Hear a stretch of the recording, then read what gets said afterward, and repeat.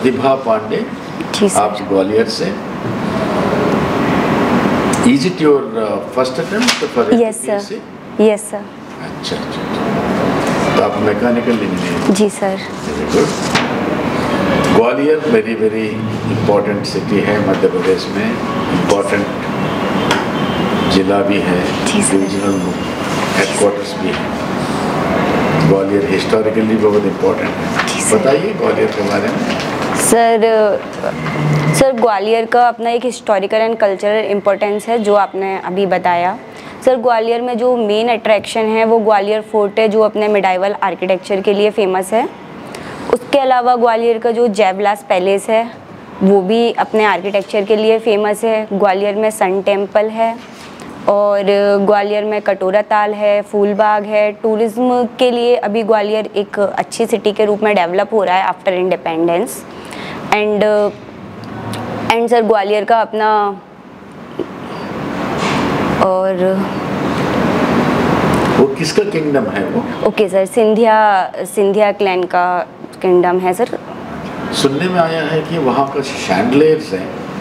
जी sir. Sir बहुत ही बड़ा है एंड काफी। जी सर, 500 टन का है वो अप्रोक्स। 500 ton sir. उसको जो वो जय विलास पैलेस में है, जय विलास पैलेस में अप्रोक्स 400 रूम्स हैं जिसमें से 40 रूम्स अभी म्यूज़ियम के रूप में बनाए गए हैं। उनमें से एक रूम में ये चैंडलर लगा हुआ है जिसकी स्पेशलिटी है कि जिसको बनवाने से पहले उस पर हाथियों को चढ़ाकर टेस्ट किया गया था कि ये इतना भार सहन कर पाएंगे कि नहीं। उसके अलावा एक वहाँ पर ट्रेन भी है जो फूड सर्विंग के लिए यूज़ होती है और जब ग्वालियर में सिंधिया या उनके स्पेशल गेस्ट आते हैं तो अभी भी वो वर्किंग में है।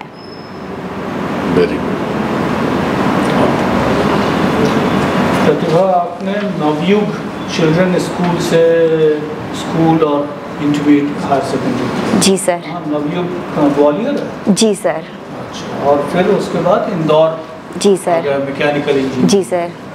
2018 में मैकेनिकल इंजीनियरिंग की डिग्री हासिल करने के बाद आप क्या कर रहे हैं? सर मैं कॉलेज से प्लेस हो गई थी फिएट पुणे में। Tata sir, this is a joint venture of the Fiat Italy and Tata Motors India in the Ranjangaon Pune. There I worked as a production engineer and production the quality engineer on the shop floor for the 2 years. Then I resigned from that job in 2020 to prepare for the civil services and this is my first attempt. क्यों पसंद नहीं आया? Sir पसंद आया था but there I felt that my area of work got narrow and I want to expand my span of work. That's why I left that job. ये बताइए, mechanical engineering आपने पढ़ी है, थर्मोडायनेमिक्स के लॉज भी आपने पढ़े होंगे? जी sir. What is second law of thermodynamics? Sir, it says that you can't get it based on the heat engine, on the basis of which it said that you are not able to make a perpetual machine which is able to give you continuous work. Okay sir, let me explain. Sir इसमें sir अगर एक engine है जिसमें अपन जितना input देंगे उतना output नहीं आ पाएगा वर्क के लिए और कुछ एग्जॉस्ट में जाएगा। This is the base of the second law of the thermodynamics. तो मतलब उसका डेरिवेशन है कि आप जी सर ये समझते हैं? जी sir. Second law of thermodynamics मैंने पूछा। ओके सर, सॉरी मैं अभी पर्टिकुलर वर्ड उसमें आता है जो बड़ा इम्पोर्टेंट कॉन्सेप्ट है? जी सर, मैं अभी उसे रिकॉल नहीं कर पा रही हूँ। मैं अभी उसे रिकॉल नहीं कर। Entropy sir, entropy, yes, this is the randomness of the system and according to that law the entropy of the universe is expanding. क्या मतलब है कि रैंडम यूनिवर्स में रैंडमनेस बढ़ रहा है? सर यूनिवर्स का एक्सपेंशन हो रहा है, इसका मतलब है एक्सपेंड हो रहा है यूनिवर्स। एक्सपैंड हो रहा है? जी सर। तो रैंडमनेस अगर बढ़ेगा किसी चीज़ में, जी सर, तो वो चीज़ स्टेबल होगी या वो डिसइंटीग्रेट होगी? सर ये स्टेबल होगी अगर रैंडमनेस बढ़ेगा। Universe is going towards stability practically. तो जी सर। कुछ अटपटा सा लगता है? सर अगर यस सड़क पे लोग रैंडम होके गाड़ियाँ चलाएं, कोई आगे जाए कोई पीछे जाए, तो उसमें आप आगे बढ़ेंगे कैसे? आप एक डायरेक्शन में जा नहीं सकते हैं। Sir, normally entropy is related to the randomness, which normally brings instability. But in the case of the universe is going towards stability, and that's why the entropy of the universe is. 2-stroke engine और 4-stroke engine जी sir. भी आपने सुना होगा। जी sir. क्या होता है? Sir, 2-stroke, sir, it is about the movement of the crankshaft in the cylinder. In the 2-stroke engine, we have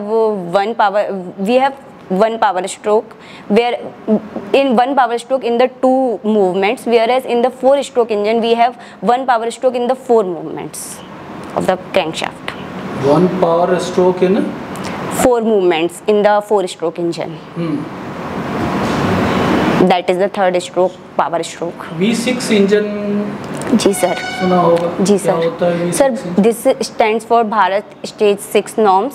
In this, we are using catalytic converter, which is normally there to reduce the NOx and the CO2 and CO emissions in the environment to reduce the pollution. But what is basic feature of configuration of V6 engine? Sir, normally in this we use the catalytic converter. Sir उसमें जो जाली use कर रहे थे वो जाली थोड़ी जो नॉर्मल BS4 में यूज़ की थी उससे थोड़ी पतली थी। I was working on the catalytic converter on the line, तो I have the first hand experience of both the engines. काम कर रही थी, लेकिन इंजन के अगर हम टाइप कॉन्फ़िगरेशन के बेसिस पे देखें तो एक स्ट्रेट लाइन इंजन होता है। जी सर। वी जी सर। V shape. जी सर। स्ट्रेट लाइन में पिस्टन और सिलेंडर जो है उसका कॉम्बिनेशन स्ट्रेट लाइन में है। जी सर। और वी में 2 स्ट्रेट लाइन जो वी के आर्म बनाते हैं। जी सर। इसलिए उसको V6 में 6 सिलेंडर होंगे, 6 पिस्टन होंगे और वो 2 आर्म में होगा। सर मैं इस पर एक बार और करूँगी क्योंकि मुझे जो BS6 का 6 पता है। BS6 नहीं, मैं V6 पूछा हूँ। BS6 अलग चीज़ है, V6 इंजन में। Okay sir. V for victory. मैं V6 इंजन पूछ। सॉरी सर, मैं BS आप जो कह रहे हो वो BS। जी सर। मैं BS की बात नहीं कर रहा। अब now you know about V6? Sir no, sorry sir. ठीक। Chandelier's weight cannot be 500 tons. 500 tons is too much. You are mentioning 500 tons. Sir, 500 multiplied by कितना है? 1000 kg. So it is 500 tons मतलब 5 lakh kilos. It is just 3.5 tons. Sorry sir. No problem. आराम से, because 1 ton भी बहुत होता है ना। जी 10 सर। क्विंटल है 1 ton. Sir, I am not so good about the facts. You just apply your mind आराम से। So it is just remember J-Vilas में है वो। जी सर। 3.5। जी sir. Okay, Pratibha, you will be giving the interview in English or Hindi? Ma'am, I am preferring about bilingual, but I am You can't do bilingual. You should stick to one language. okay. आपको बताना होता है शायद वहाँ पे ना। उन बोला है कि आप बाइलिंगुअल बोल सकते हो वहाँ हाँ पर। नहीं, आप बाइलैंग्वेज बोल सकते हैं, मतलब उसमें पहले से request आप कर। अंग्रेजी के शब्द यूज़ कर सकते हैं, टर्म यूज़ कर सकते हैं। बाइलिंगुअल वो एकदम से अंग्रेजी बोलते बोलते आप हिंदी के शब्द उसमें इस्तेमाल Sorry, करें, sir. ये उतना अच्छा नहीं हाँ, रहेगा। that's what I'm saying. आप हिंदी में कंफर्टेबल हो तो हिंदी बोलो। यहाँ कहीं अटक गई थी हाँ? तो she shifted to हिंदी। हाँ, सॉरी तो सर। वो आप हिंदी के उसमें आप इंग्लिश टर्मिनोलॉजी यूज़ करना चाहो, अगर मैकेनिकल इंजीनियरिंग आपने पढ़ी होगी But she उसमें। must have written in the medium of instruction English. हाँ? जी सर। इंग्लिश में लिखी है। जी सर। हाँ, तो फिर आपको थोड़ा सा मैं हिंदी पर स्विच करूँगी। स्पोकन इंग्लिश में ही उसको रखो, उसमें आप डेविएशन कम करो। जी sir. Rarely you can use words. Suppose if you are not getting the correct word and you are finding it in Hindi, you may use it, but not for, you can't shift to Hindi, isn't it? जी sir, जी sir. That we have to verify MPPSC का. ये आप MPPSC interviews में भी attend किया ना? हाँ. तो सपोज इंग्लिश मीडियम में जो लिखा है, वो लोग इंग्लिश में ही बात करते हैं इंटरव्यू? नहीं सर, ऐसा कुछ नहीं है, ऐसा कुछ नहीं है. कंफर्टेबल मतलब कैंडिडेट से पहले पूछ लेते हैं यदि जैसे बहुत लैंग्वेज है तो जैसे यदि इन्होंने इंग्लिश में स्टार्ट किया तो जो भी. मेरा एडवाइस ये है कि आप बिगिनिंग में ही, I have written in English, so predominantly I may be speaking in English, जी sir. As and when I may use Hindi also, please allow me करके बोलते हैं. जी सर. अच्छा रहेगा. जी सर. नोट करके याद रखना. ग्वालियर में कोई एक एडमिनिस्ट्रेटिव ऑफिस है जो बहुत मतलब पूरा प्रदेश के लिए काम करता है, वो कौन सा है? मैम स्टेट लेवल और central level. State level ma'am accountant general office. नहीं, इधर स्टेट लेवल नहीं. हाँ, ओके, स्टेट लेवल में भी है. And revenue and transportation also, the transport. जी सर मैम, ट्रांसपोर्टेशन बोर्ड भी है. Transport commissioner sir. Transport commissioner भी वही है. ट्रांसपोर्ट और का बहुत बोर्ड इम्पोर्टेंट है. Revenue board, revenue, transport commissioner and AGMP. जी and sir. also Commissioner Land Records. Land records. Yes sir, I CLR बोलता है इसको. एंड बोर्ड ऑफ रेवेन्यू बताइए. रेवेन्यू बोर्ड के बदले board of revenue. Revenue board नहीं बोलते उसको, उसका जो एग्जैक्ट नाम है वो board of revenue. And CLR commissioner land records का ऑफिस वही है. Okay sir. एक्साइज कमिश्नर का भी ऑफिस वही है. जी सर. ट्रांसपोर्ट कमिश्नर का भी हाँ. ऑफिस वही है. जी sir. And also AG accountant general MP का ऑफिस भी जी सर. वही है. इतना है, बहुत इम्पोर्टेंट है. तो आप ग्वालियर के हैं, लेकिन आपने जो PG है वो यहाँ इंदौर से किया, ग्रेजुएशन. ग्रेजुएशन किया मैकेनिकल इंजीनियरिंग. तो आप where were you staying when you were in Indore? SGS ITS girls hostel engineering. तो when girls come out of their hometown and study elsewhere, work elsewhere, you worked also in Nagpur, Pune. Pune. So what are the challenges that you face as a girl? Ma'am, as such, I personally didn't face any challenge. Sorry, but normally the challenges I saw other girls were facing, though those were mainly the trust issues the girl have, because the girl can't trust just anyone for that. And normally the fortunate I am that here in the college and in the company they were always available for me at every point. Apart from that, sir ma'am, I don't find any issues. You don't find any? Then why are there so many such few women in the workforce in India, and why do parents hesitate to send girls out? I think that don't take only your example. Okay. In general, what are the challenges that a girl will face? I think the biggest challenge the girl face is at her home. The mentality her parents have, the openness that parent provide to the girl, and the toughness and the value system the parents provide to the girl, make the girl able to withstand any challenge of the life. That's what I feel. So, what is your aim in life? What do you want to become? What do you want to do? Ma'am, I want to be a good person and to be fair in everything I do in my life. What do you want to become? A good person by You are nature. not a good person now. I am, but I am still working, because the stage of the life I am, we can't say that I am a good person or bad. This can be judged only at the end of the life, or even if How do you define a good person?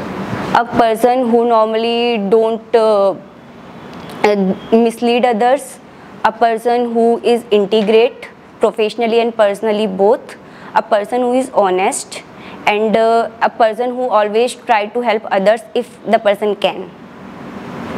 And professionally, what do you want to become? Professionally, I want to become a civil servant. So when you become a civil servant, how will your mechanical engineering help you? Ma'am, I have studied many subjects like HMT, heat and mass transfer and turbines, etc. I can make the government more work in the renewable sectors, and I can make the government to reduce the pollution by using my mechanical engineering statistics. And apart from that, I have developed a scientific temper during my engineering years, which I can use anywhere, wherever I get posted. What does your father do? My father is a government primary teacher. In Gwalior? जी ma'am. Very good. ठीक है, thank you. आपका जो ग्वालियर है वो कौन से संभाग में आता है? ग्वालियर डिवीज़न में ही आता है. ग्वालियर डिवीज़न. क्या इसकी पूरा जो ग्वालियर डिवीज़न के जो बैठे उनकी कुछ समस्याएं दिखती हैं ग्वालियर में? Sir yes. समस्याएं economy. Yes sir. Sir, right now the main problem Gwalior is facing is the urban mobility and the non-planned development, apart from the pollution, which the unplanned development led to criminalization of the society and further increase the gender bias. And urban mobility and the road encroachment and the small roads with increasing the number of the vehicles are the main problems city is facing right now, with the problem of the proper disposal of the waste management and waste. What do you mean by urban mobility? Urban mobility, I mean the transportation system of the city. That is not urban mobility. Ma'am, like it also includes the way the person travel from one part of the city to the another. And right now there are so many problems and the traffic is increasing day by day in the city. And like right now there are jams in the city, which I have never seen since I have grown up in that city, and I have never seen any jam since my childhood. But now I am also facing jams in the Gwalior, and cities are, and the roads are still the same in the dimensions, but the number of vehicles are increasing. Gwalior division में जैसे आपने बताया crime बढ़ा जी. मैं ये भी सुना है कि बहुत सारे लोगों के पास आर्म्स रहते हैं, लाइसेंस भी रहते हैं, विदाउट लाइसेंस रहते हैं. जी सर. क्या कारण है? सर, इसका जो मेन कारण होगा वो सर सॉरी, मैं अभी से बिल्कुल रिकॉल नहीं कर पा रही हूँ. चलिए, आपकी जो हॉबी है, आपने लिखा है कि कहानियाँ और उपन्यास पढ़ना. जी सर. और कौन सी कहानियाँ पढ़ती हैं? सर, मैंने हिंदी अभी पढ़ना स्टार्ट की है. इससे पहले मैं इंग्लिश में ही पढ़ती थी, तो मैं उसे ही बता सकती हूँ. हाँ, कौन सी कहानियाँ, कौन से आपको जो हिंदी के जो लेखक हैं वो आपको पसंद है? सर, हिंदी मैंने अभी पढ़ना स्टार्ट की है और मैंने हिंदी को अभी ज़्यादा नहीं पढ़ा है. मैं इंग्लिश में बता सकती हूँ. इंग्लिश बताइए. ओके. आपका फेवरेट स्टोरीज या आपके जो इंग्लिश में? खालिद हुसैनी जी, the 1000 Splendid Sun he wrote is my favorite. And apart from that, I read The Kite Runner and The Mountain Sequoia. And I also read the Gabriel Garcia Marquez 100 Years of Solitude. And I read Nicholas Sparks and the Eric Segal, and A Walk to Remember, Message in a Bottle, The Notebook. I have read all these. Khalid Hosseini ka from which country he was? Afghanistan. Very good books. Yes, ma'am. The 1000 Splendid Sun is seriously the personally I like so much. And he, can you describe him in 2-3 sentences? His writing. His writings, ma'am, his writing, the topics he chooses so diverse and way ahead of his time. That's what I discovered. I thought about his writings. Not exactly, but he is, very grounded. He's जी ma'am. his own country. जी ma'am. And its problems. He was also a refugee and he faced all the problems of the refugees. Yes. And that's he tried to make the world understand what's the problem of the refugees and the persons who are in war-struggled countries. Correct. Okay.